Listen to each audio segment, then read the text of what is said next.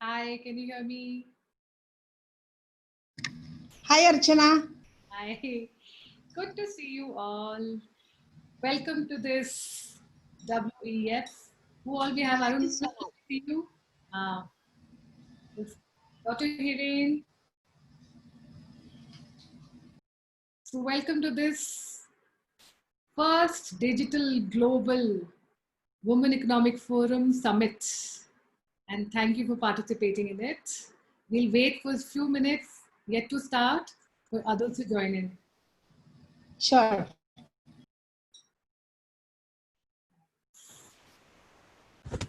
Hi everyone. Hi. Hi, I'm Sandhya. Hi, Sandhya. Oh, good. We can connect beforehand, right? Is this being live also?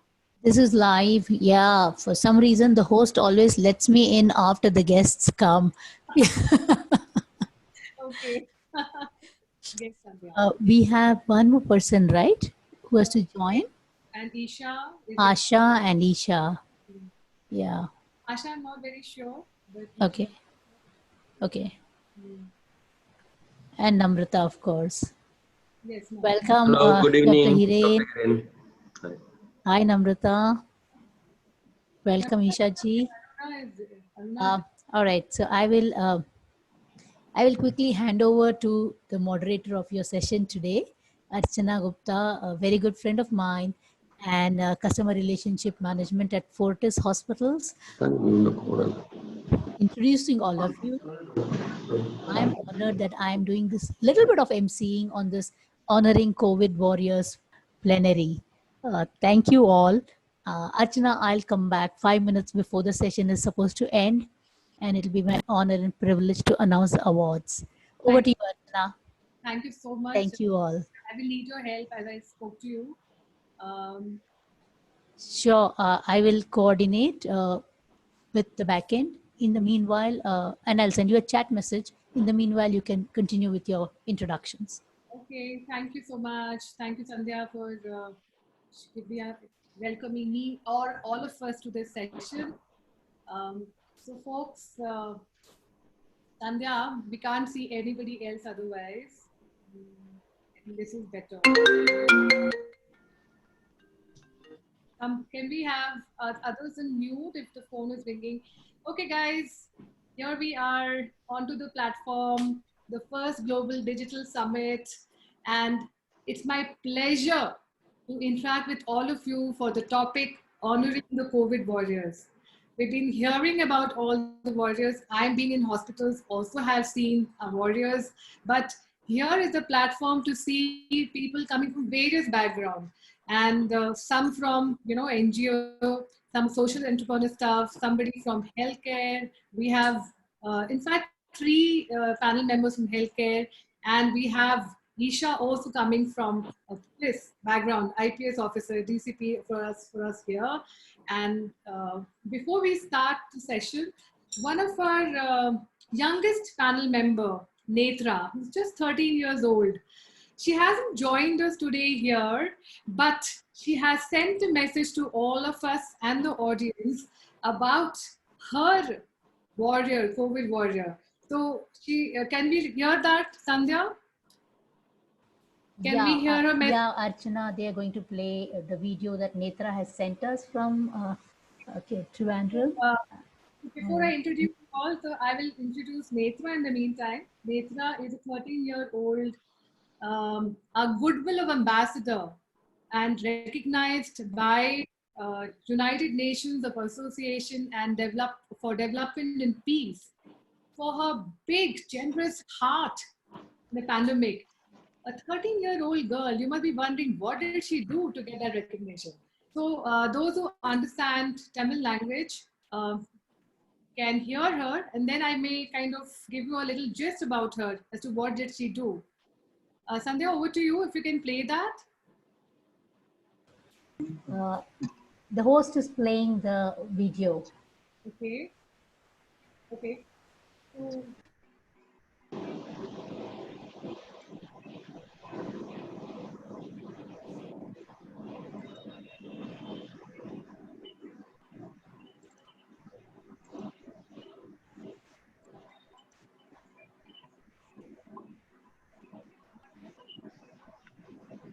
I think it's taking time. So what we'll do is I'll give the gist of what she spoke for all of us.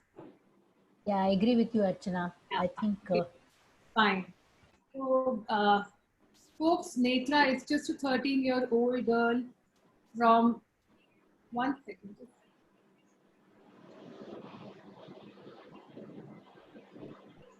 Not able to see the full screen. She's a just 30-year-old girl from Madurai. And when the pandemic started, she saw so much of distress all around her, poverty, people, dying of because lack of food and everything. So what she told her father, who was a salon owner, to take to all the saving that he had saved, 5 lakh rupees for her studies, higher studies. She said, please give it all to the needy near right now. I can't see this poverty all around me and the distress everyone is going through. That brought in the recognition for her, and United Nations of Association of Development and Peace recognized her. Now today she's representing in Geneva and other conferences and passing the message of coming forward at that young age. She's giving us all a message to be big hearted and not just think about us. She also got recognized by our Prime Minister Narendra Modi in one of the Mann Ki Baat session and by the Tamil Nadu Chief Minister and all. We wish she was here to narrate it. We wish we could have heard her also. But to start the platform from a youngest member to coming to over to all of you, I have a pleasure of introducing, starting with Minimol. Minimol is the Chief Nursing Officer for Fortis Mulund, has work experience for more than 25 years or plus, and she will tell us what really journey she went through. Then we have Aruna Subramaniam from the social entrepreneur sector. She's a managing trustee for Bhumika Trust, and she has been responsible. She has dedicated her life towards making a difference in the social entrepreneur sector, primarily into disaster relief and community building, right? I will leave it on all you to extrapolate on your work. We have Dr. Namrata Raikar, who is a resident doctor at, please give the name of the hospital in Bombay, Narozi, right? And she has also worked in Breach Candy. She's into OBG department, gynec department. She will also tell her journey from the healthcare. And another healthcare, Dr. Hiren, the CEO of Fortis SL Raheja Hospital in Bombay. And he also specializes in anesthesia and MD and MA and MBBS. He will expand on that.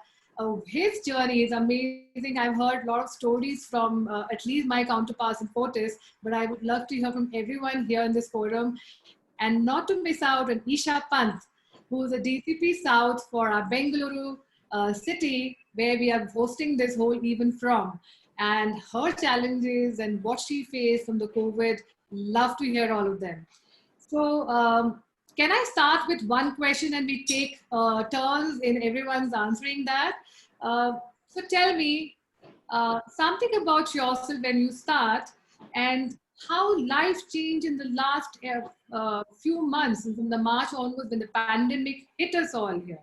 How life changed for you? What kind of challenges did you face? So can we start with Minimol, who is the Chief Nursing Officer? So thank you, Archana, for such a big introduction. So in Mumbai, especially in Maharashtra, we were the first state to hit by Corona with so many numbers. And in Mumbai, we started the admitting patients in the government hospital. Then later it moved to the private sector. So we started our journey with COVID on March 23rd. So we are going to complete 4 months. We have treated almost 700 patients. So any point of time, we have 80 patients who are admitted, and our professional, our personal life, everything changed. Managing a person like me, managing home, no mates, taking care of husband, kids, then come back to work, spend full day here. So beginning, it was really tough. We had a lot of challenges when the government said, because we were the first state to open up and we didn't have much protocols at that time. So we knew we may have to start, and we started our planning. So first there were infrastructure challenges because our hospitals are not ready or equipped to take this type of pandemic isolation department, isolation wards. Then came, so infra was one of the bigger challenge, where we had non-COVID patient, we have to admit COVID patients, we have to see safety of the employees, patients, visitors, and taking care of community. Then, okay, we have admitting patients. What about manpower? There is complete lockdown. From where are we going to get nurses, housekeeping, doctors? Because the community is affected and there are no trains. Mumbai is depend lot on local trains and buses. So there is no bus, no train services. We need manpower to work. All of a sudden, our critical patients numbers had gone very high. So require manpower to look after this patient, ICU nurses. That was one of the biggest challenge which we faced. Then the nurses who are staying in hostel. So with the PP, it is so difficult to work for 8 hours or 12 hours. So we had to cut short our work timing into 6 hours. So if 6 hours duty, how do they go back to hostel? So how to bring them to the duty? So what about accommodation of nurses? The health. So that is a bigger thing. All nurses are so young. They are between 23 to 30 years.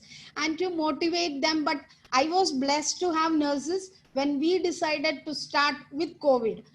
So there are group of 20 nurses came and said they are willing to work in the COVID area. So that was a blessing for me. Because we started with the ICUs. So a group of nurses came and they started motivating the others. So talking to this young nurses and their physical, because if one person testing positive, then the whole group, they started getting scared. So that was another thing. Then one another big thing, because we started in the beginning, the protocols, every day there are guidelines keep on changing. Now, if there is one guideline today, after 2 days, the guideline changes. Now we have to, as seniors, as chief of nursing, I have to go and tell this nurse. Now this is the way you have to handle. This is the new guideline. So we have to follow this guideline. So getting into them. So these are some of the major thing. Infra, manpower, changing in guidelines, social, especially in the societies. There were nurses who had gone back to the societies. The society did not accept them. They said in the beginning. So this was earlier in Maharashtra. There are many of our technicians who had gone to the society. They said, no, you are working in a hospital. If you come to our society, then we will also become positive. Then, we had some strategy to, what we did our best and, we could resolve the issues. Thank you for giving insight of the challenges in the healthcare area. I move over to Aruna to understand from her. She's coming from a social entrepreneurial sector, where she is a managing trustee of Bhumika Trust. Aruna, how did life, you have to unmute yourself, how did life change for you, the way you were working? Give us a little context as to what all you were involved with earlier, and then what changed in your modus operandi. Hi, Archana. Thank you for having me over. Before I begin, I want to first put on record my appreciation for the frontline workers here, the doctors, nurses, and the police. You are all literally our angels today. So on behalf of the society, I want to thank you all for doing what you're doing and what you're going to continue to do. Thank you so much. Yeah. So we are basically, Archana, we are a disaster relief organization, which really means that, what is a disaster? A natural disaster is like flooding, earthquakes, and, continuous rains, and like what you had in Chennai or what you had in Kerala for one whole month. That's what is a natural disaster normally. And, we've been in this for over 20 years now. So we have a standard operating procedure. A disaster has 3 phases. The first phase is rescue. Then there is relief, and then you go into rehabilitation. So these phases are very well defined. And again, they are very geographically in one place. Like when Bihar has rains, Tamil Nadu is okay. When Kerala has rains, Tamil Nadu is okay. So, and then again, they're very time specific. Like, you have rains for 15 days and then it's done. You're out of it. Okay, for somebody like us, suddenly we are looking at this pandemic. This is something like, you have read about Spanish flu, you have read about all these things, and maybe SARS, you've seen a little bit in Kerala, but you've not seen something like this. Our generation has not seen this. So you had to come to grips with this and visualize this is a crisis, this is a disaster that we are supposed to respond to. But how do you unravel this thing? The first biggest challenge is that you cannot get out and be everywhere, because the challenge of untrained volunteers moving into the space outside is huge. You can't do that because this is not something you can endanger them with. Unlike the doctors and nurses who know how to do this, these youngsters who are volunteers, they cannot take that on. On the other hand, what you're seeing is the daily wage earner. And then, when the government announced its lockdown on March 24th, suddenly it's like as if this whole factor of this migrants was not in the picture, and suddenly they burst upon the scene. And for over a month you saw them in everywhere. They were walking everywhere, they were taking all kinds of vehicles everywhere, and they were calling out for help, and that became a huge issue. So as an organization, we had to define a vision for ourselves, a short-term vision. How are we going to respond to this? Now respond we must, because this is so huge. You can't just leave it to the government alone. As society and as somebody who's in this space, we have to respond. So how are we going to do this? And how are we going to define our next 3 months? Like Minimol said, it was very clear, it is nursing, and the challenges were very, very apparent. For us, it was not so apparent. So we looked at the senior citizens who were stranded. And, we came to understand that there are so many senior citizens in India who live by themselves. Suddenly, their help was not going there. Their cooks and, their helpers were not going home. So what are they going to do? How are they going to survive? These little things, regular dialysis patients, how are they going to reach hospitals? So many things, we sat through. We normally, we visualize the problems and create a problem statement for ourselves and work on it. So we looked at the senior citizens, we looked at the migrants, and then we looked at the daily wage earner who suddenly does not have that income for that day. What was he going to do for food? So we looked at them. And then we said that this is not something we can do by ourselves. We looked at the government, we looked at the state government, all officers, we looked at the police department, and we built partnerships with them. We built partnerships with grassroots NGOs. And and also the huge amount of, you see, the first thing is the citizens feel an empathy. So we wanted to capitalize on that. So we reached out to all the citizens across. We primarily in Chennai, reached out to citizens in Chennai, residential associations. We kind of became a platform where we were bringing a lot of people together to respond. So the challenges that we faced were to visualize a strategy that was different from what we ever used to. We were used to 3 phases: rescue, relief, and rehabilitation. But this is only relief all over, all the time. So we needed to figure that out. So this was a huge challenge that we faced. Of course, we developed strategies to overcome that, which I'm assuming we can talk about a little later. Thank you, Aruna, for giving us insight in the challenges of your sector faced.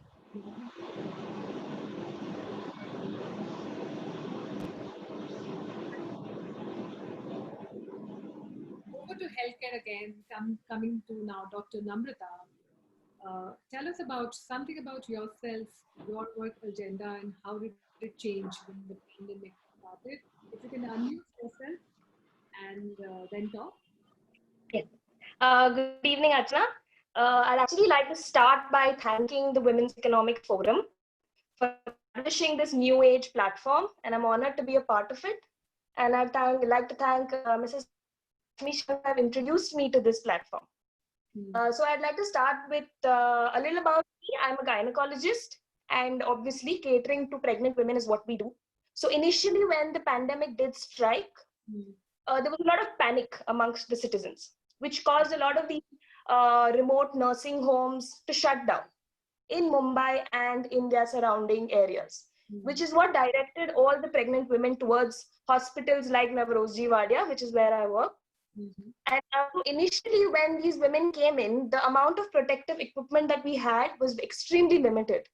So we had to choose and judge where to use it and where not to use it.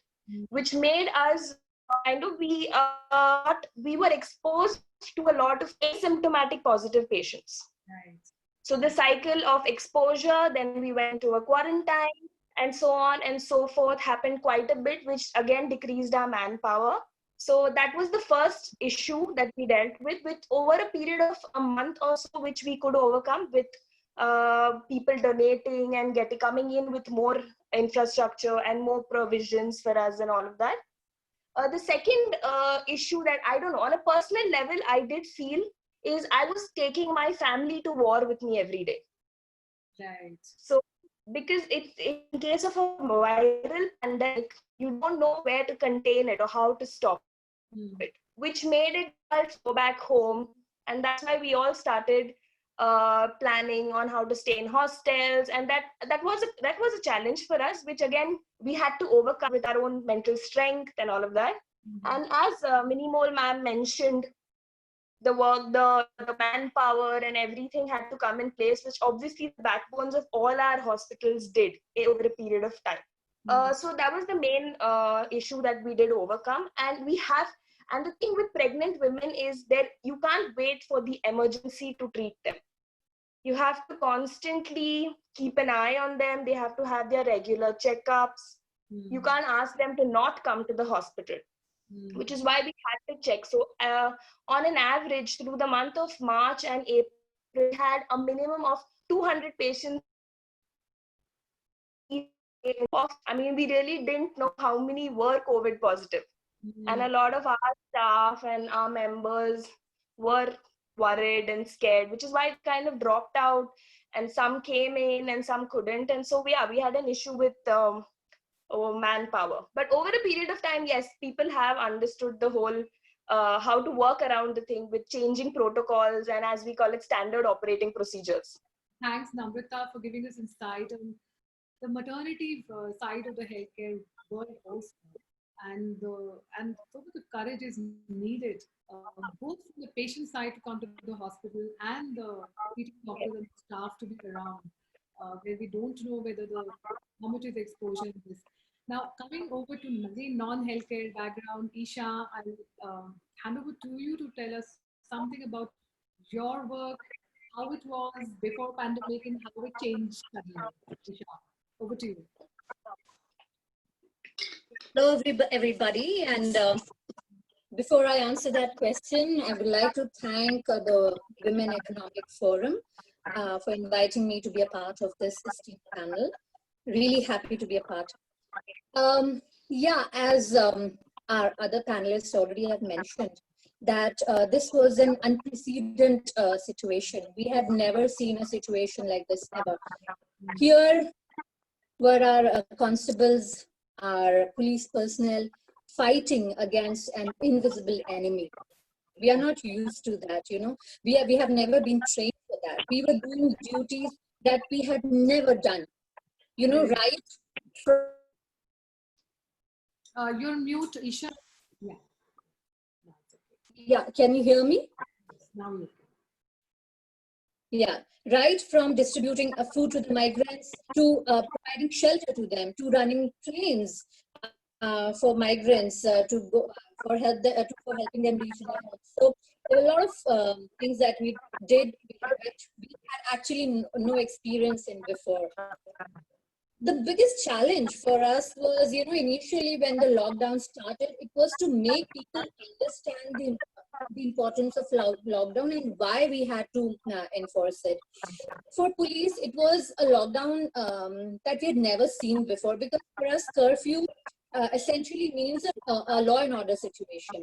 But here, we, especially in Bengaluru, we enforced lockdown very, very successfully without any use of force. So this required a lot of cajoling, a lot of persuasion actually, and helping people and trying to make people understand why we were doing that. So we used a lot of communication, various forms of communication to do that. Also, countering fake news was a very important issue for us, because we know there were a lot of fake news that was floating left, right, and center. that was another challenge that we had to handle. At the same time, our people, while they were enforcing lockdown, we also had to take care of our normal duties, like, crimes were happening, though the number had reduced, but crimes were happening. Law and order situations once in a while were happening. So managing all these things, and also, managing our, other duties, COVID duties, was something which was a huge challenge for us. We knew that we had huge responsibilities because as police, we are used to working 24/7. We are used to working in uncontrolled situations. We are used to working in disaster relief. We are always the first responders. So the onus was actually finally put on the police. And we knew we had huge responsibilities, as was said by Dr. Namrata, and also by Mrs. Minnie Mole and our other participants, that their personal safety was also very important. We had to also deal with the anxieties of our people, because they had to go home to their family. They had young children, they had parents. So, and enforcing lockdown and then going back home, while we did not even know the nature of the pandemic, the nature of the virus, how was it spreading. So these were the challenges that we had to face. I think, especially the managing our manpower was actually a huge challenge that we had to face. I'm so honored to have you all from various backgrounds to hear about your story also and your challenges with normally goes untold or unrevealed. I come back to healthcare again and to our dear Dr. Hiten, whose hospital was the first hospital who became the COVID patient hospital. Right? Dr. Hiten, if you can unmute yourself and speak about your journey in the last few months. You are still in the mute, Dr. Hiten. Yes. Thank you, Archana. See, Minnie Mole has already told all the problems which the healthcare industry faced. Namrata has also mentioned most of the things. We got into the mode for getting corona thing quite early, around March 18th to be precise. And as we speak, we have got more than 1,000 patients admitted with us. We saw the worst of Mumbai, and now we are seeing Mumbai getting back on track. Now, what's happening is Mumbai is at one time I had as high as 128 patients, positive patients with me under one bed. Our hospital is only a 150-bed hospital, and out of a 158-bed hospital, when you have 128 patients of COVID, you can imagine the mayhem it can cause. But now Mumbai is far better, and as I speak to you, I have only 89 patients. So you can imagine the number of vacant beds available in Mumbai. So, like when we started, my main problem as a CEO was to control the fear factor, and tell the people that yes, it's a disease which is difficult, but it's not dangerous. It's a disease which a mortality rate of only 3.3%. Like today in our hospital, out of the 1,000 patients which we have admitted, I have had only 34 deaths in 4 months. If you actually see the number of deaths in a hospital from March to almost end of July, I would have had more deaths from natural causes which are not happening. So this disease is not dangerous, and it took me a long time to tell all the healthcare workers to understand that.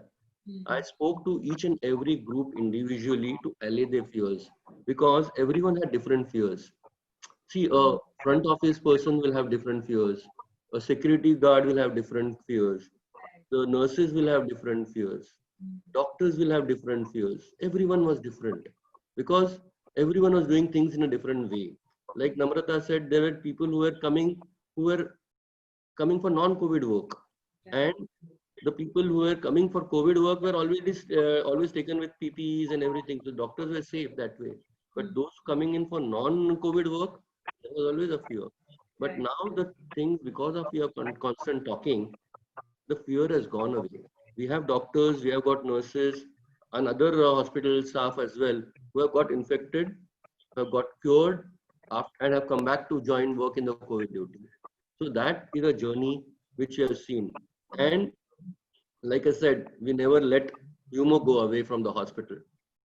And one of the things which it has done is I have got a new headgear now. Otherwise, I would start looking like Abdul Kalam with long white flowing hair. So Yeah. humor has always been a part of our hospital because humor is something which de-stresses the most. And that is something which we have been doing in our hospital to keep the people charged up. Yes, it is dangerous. We always tell people, yes, it is dangerous, but it's not so dangerous at all. And what I do is I tell them, see, I am 60, though I feel I'm 40, I feel I am 60. And if I can come here every day for the last 4 months and manage to survive, you are half or one third my age. Right. You will definitely survive. That's the way I talk to my nurses. Like Minnie told okay, the nurses are 28. They're younger than my daughter, yeah. Namrata is younger than my daughter here. But if I can work and get away with it, so they can. That's the way I tell them. Thank you, Doctor. Can't We be scared. decide where the leader himself, the CEO himself, comes on the ground and talk to each and every staff and motivates them to alleviate all the fear and make them come in front and help, give the help that is required at these times. I come back to Minimol. You did share us the challenges that you face. The nurses were so scared. In fact, you said some of them actually went back to Kerala, the younger ones, and some of them they were also we were lucky, blessed enough to have a group who were ready to face it thereon. What in the few months of being in pandemic, what are certain things that you took up as strategic that helped in keeping things on a very more smoother and efficient way? So, thank you, Archana. I believe I'm a leader. So, to make difference, it has to start from me. I cannot get panic. We have to, for some time, we have to live with it. So, how do we come across? Because finally, these patients are without relatives. So, that is the difference in this pandemic and other patient. Other patient, there are people to look after them. But this patient, we don't allow relatives. So, finally, so I said, okay, don't get panic, be cool. And because there are almost 500 nurses reporting to me with technicians, ward clerks, so how do I get them to work? So first thing is communication in a certain way, because this is a new situation. It's a pandemic situation. Only we know hand hygiene and some amount of infection control protocol. So it doesn't only end with nursing. There are nurses, there are housekeeping, there is doctor. So safety of the patient and the employees are very, very important. And as I said, so communication in what way? Education. So do I have time to educate them? Because I had a plan. See, there are so many nurses I have put inside. Maybe after 1 or 2 months, healthcare worker will become positive. So that is what we have seen across. So I had to keep my second set ready. So what we have done, we have created modules across donning, doffing. Then there are drug modules because COVID has very specific drugs. So each nurse who is going to look after the patient, she need to know the action of the drug, because the patient, there cannot be miss or no such things cannot happen. So training them was one of the big thing. It is not ended with nurses. It is with the doctors, all the employees of the hospital. So we have taken that lead. Then protocols are changing. So it doesn't only end with nursing. I may be a nursing head, but it's a big team. So every day, end of the day, in the beginning, we used to have meeting with the head of the hospital, nursing, doctors, administrator. What have we done today and tomorrow? What are the changes need to be done? So as I said, we had challenges. Immediately what we did is we created donning area, doffing areas outside the ICUs. We created shower areas because once they come out, once they doff, they need to take shower. So we have recreated our utility room into shower areas so that employees, when they come out, they can take bath. Then, so safety was taken care. Enough PPE, enough N95, because it was not an issue in our sector. So communication, then coming together as a team and taking the protocols ahead. So that was our second strategy. Third, what about the emotional well-being of our employees who are going inside? So because we had issues with lockdown, those who were working in the area, we put them within the hospital because the occupancy had gone down. So we put them to the hospital, giving them good diet, high protein diet. So in the morning and in between snacks to be given, and give them recreation and counseling with psychologists. We created the group. As nursing head, I used to chat with each nurse. I used to do video calls so that keeping them pepped up and talking to them. In another big challenge was when everybody talked about manpower. See, I have maybe a handful of nurses to work in ICU, but the type of critical patients I was getting in ICU, the acuity went very high. I used to have 10 ventilator patients. So for 20 patients in a day, I required 40 nurses because we used to do 6-hour duty. So 10 nurses per shift. So where am I going to get 40 nurses? Because I have to give them off also. So what we did is we pulled in from OT, cath lab, which is, there were no cases, from ER, from OPD. So all the nurses pulled into the pool. We trained them. So there were patients used to be put on to the tummy down. So it is a special skill. We created videos on proning because that is one of the major treatment which is given for COVID. So we have proning videos. We had webinars conducted for the nurses. So may not be ICU nurse, but a nurse who is coming from the other departments also trained before entering to the ICUs and in the ward. So coming together, communicating, not to get panic, this will go away, but we will fight with it and come out. So that was the big thing. Be positive. Awesome. Very impressive the way people dealt with in the situation when people don't like, I mean, there's so much magnitude of challenges. How you people exercise and brought about the changes. Over to Aruna, how did you bring about changes? What did you do? A strategic shift. You're not audible now, Aruna, for some reason. No. Would you like to? I will. What I will. Aruna is on mute. Yeah. Can you hear me now? Yeah.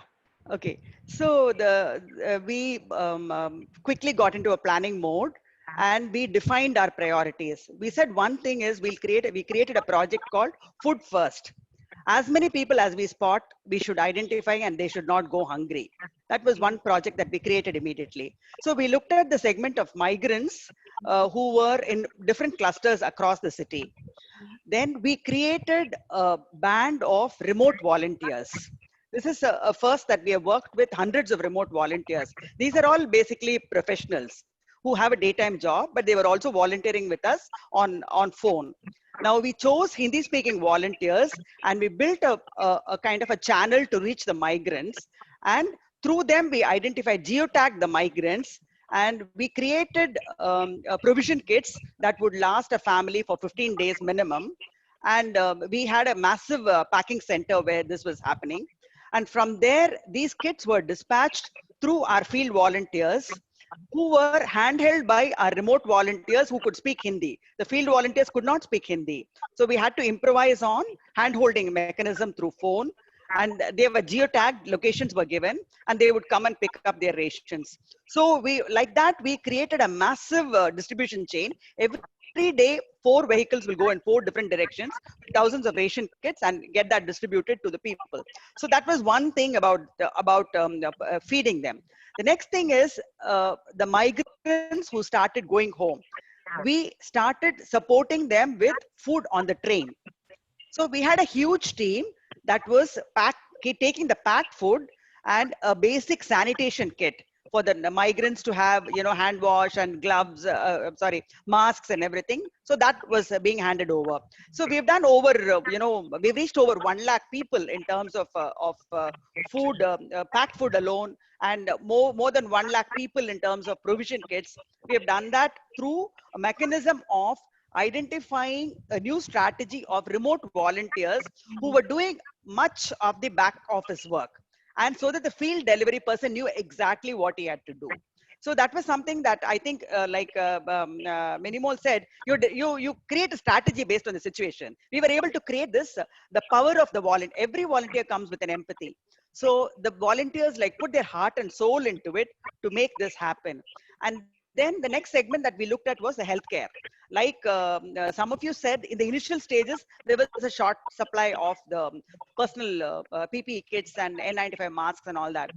Formed a research team, and we worked with the corporates and identified sources of supply, and we started getting them, and we started distributing it across Tamil Nadu, the PPE kits and N95 masks, to the government hospitals and charitable hospitals that were dealing with the poor people. So that was another segment that we started working on simultaneously. And the third segment that we started working on again was through remote volunteers. We started identifying migrants who wanted to go back home. Here we built a huge collaboration with the state government. So all the people who were registered in the portals of the state government, we spoke to the government, and they downloaded and gave us the material. And we reached about 15-20,000 migrants just over phone call, and identified where they were and put them on specific trains. And our remote volunteers guided them to the station. Sometimes if they didn't have, money, they would transfer them on Google Pay, things like that, and made sure that they got onto the train to go back home. So multiple things we were able to innovate, and this was happening only because we were able to leverage the power of volunteering. It's not always about money, it's about new strategies and identifying what problems you're going to solve, and the partnerships. We built partnerships with the government. The government trusted us, and they gave us permissions to move our vehicles across the city. They gave us passes for our volunteers, and we put in best practices for our volunteers. We would check them for comorbidities. Do you have senior citizens at home? We had all these checks and balances before we allowed them to get onto the field. That was not important for remote volunteers. So we built in lots of practices like that. So we were able to deliver across the spectrum by innovating on some of these things. Awesome, Arina. Taking advantage of even digital way and getting advantage of remote Yes. volunteering is definitely innovation and making an impact with so many thousands of people. It's amazing. Hats off to all of you. Coming over to Namrata, quickly, we have so much more to share. So can we quickly summarize, what did you do to make things easier? Sure. So the technical aspects of how a hospital is handled, Minimol ma'am has mentioned practically everything. Just a couple of things that we did extra would be we find our OPD procedures. So we had a desk in front of the OPD who kind of strained out the patients who actually needed to be checked and the ones who could have just gone home with a prescription and such. So we did that. We broke our entire team into 3 parts. So those who attended COVID positive patients did not go near the COVID negative patients. And the ones who actually did the did duties with COVID patients stayed in the hospital, followed by a period of quarantine so that we weren't mixing with each other. And another, as it's been mentioned time and again, the key to controlling this entire pandemic is social distancing, hand sanitization, and all these things have been mentioned. But the key again to what we all should understand is awareness. People should be aware of these practices. It's only when these practices are spread and people understand that they're supposed to do these and these things is when we can actually make a change. Right. Thank you. So we got into that awareness, which we started talking to all of our patients and making them aware of that, especially in the slum areas of Bombay, which kind of helped us, I think. Very nice. Isha, how did you put strategies in place to make things more smoother and more effective? Yeah, as a lot of our other panelists have already mentioned, in order to develop an effective strategy, it's important to plan. And that's what we did. And you know, we had lots and lots of meetings initially in the initial days, trying to develop protocols which kept changing, the guidelines kept changing, but still we tried to, you know, plan to the best of our abilities. So as I mentioned, the challenges that we faced were, you know, primarily initially making people understand about this pandemic and what is the nature of this pandemic, and try to curb the, you know, the myths that were floating around. So we used technology for that. We used social media extensively, our social media handles extensively for that. We also used drones, which could make announcements in a lot of places because the movements were restricted. So we used drones to make announcements. At the same time, we had announcing teams which kept moving around and, you know, tried to spread awareness amongst people.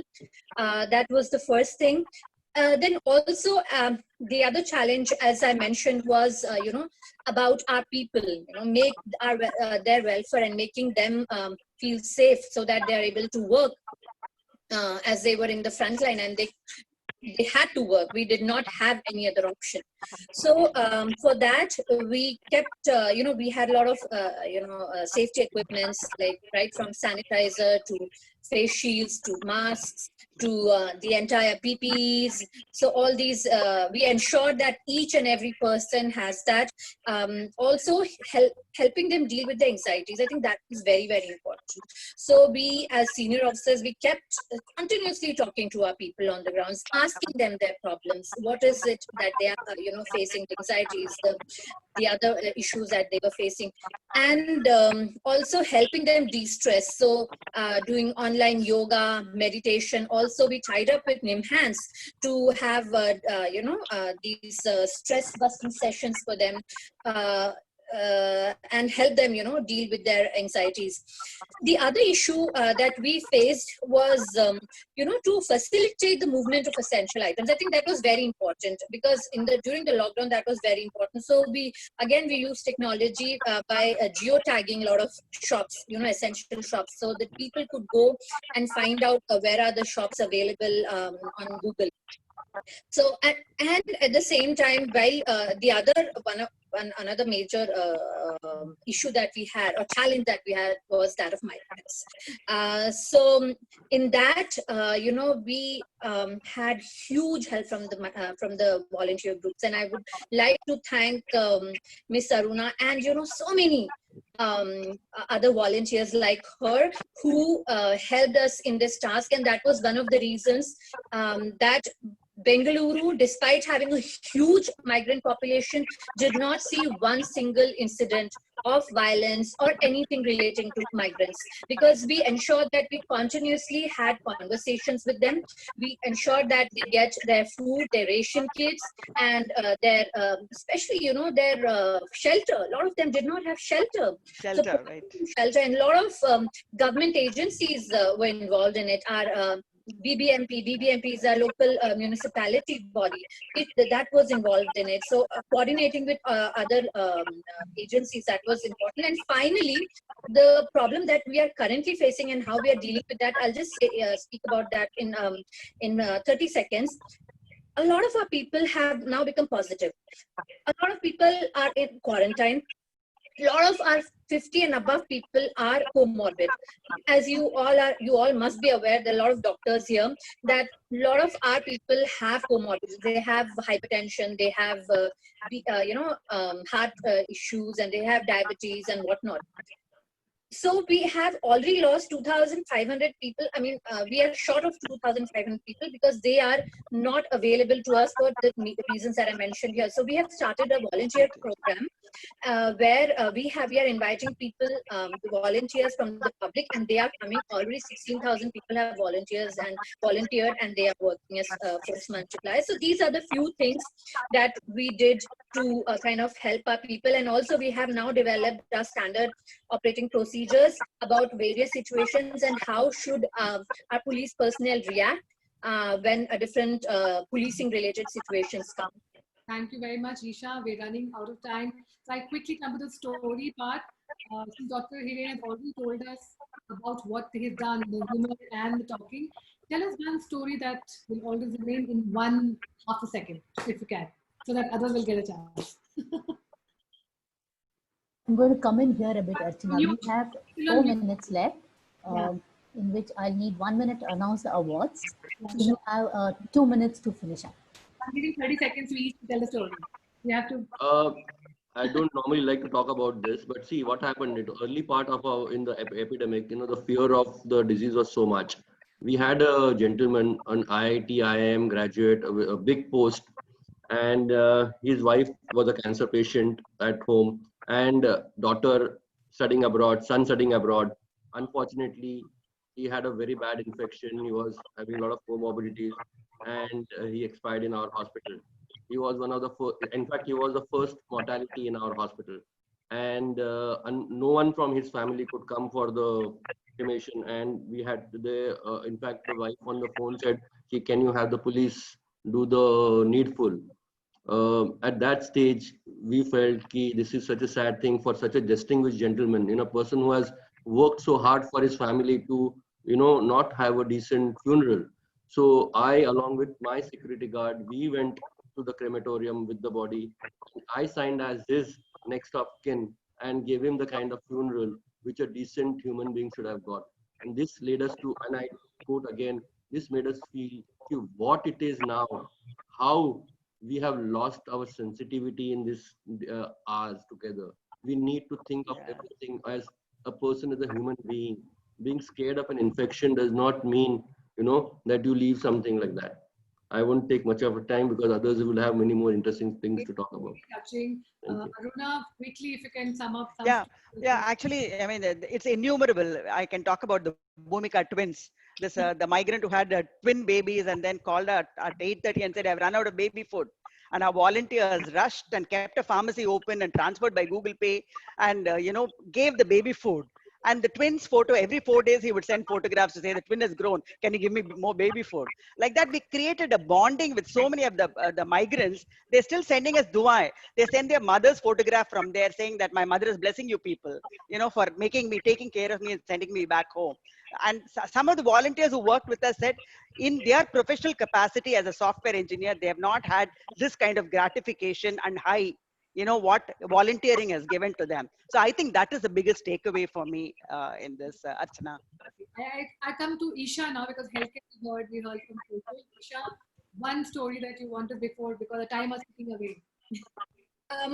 I would just, I mean, it's not a story. I just want to tell, in Bengaluru, we don't speak Hindi. Our people don't speak Hindi. But I saw, because most of the migrants were from the northern part of the country, and how our people were making efforts to learn the language in order to communicate with them. That was so touching. I am from North India. I understand the language well, but I saw those people making all these efforts, and it really made me so proud of them. I have never been so proud of my people. It was very, very touching. It's a very small incident, but for me, I thought it was very sweet. Archana, I'm sorry, we are out of time. We're really out of time, and it is my pleasure and privilege to announce on behalf of WEF 2020 the awards. Before we get ejected, I'm quickly going to announce the iconic leader creating a better world for all for Dr. Hiren Ambegaonkar, and iconic women creating a better world for all for Aruna Subramaniam, Asha Suryanarayanan, Dr. Namrata Raika, Isha Panji, and Minimol Verghese, and of course our own Archana Gupta. This award is given to leaders, and I don't need to mention here what you all are leaders of. Thank you so much. Such a pleasure having you here. Sorry? You will be getting the award in the Yes, you'll get the award. You'll get a soft copy of the award. In these times, we cannot send you the hard copy, but you will get the soft copy soon, as probably next week. Thank you so much. Thank you once again for being here today. Thank you, Women's Economic Forum, and thank you to all of you for being part of this. Thank you. Thank you so much. Thank you. So much. Really heartwarming session, really. Yes. Thank you so much. Thank you. Thank you. Bye-bye.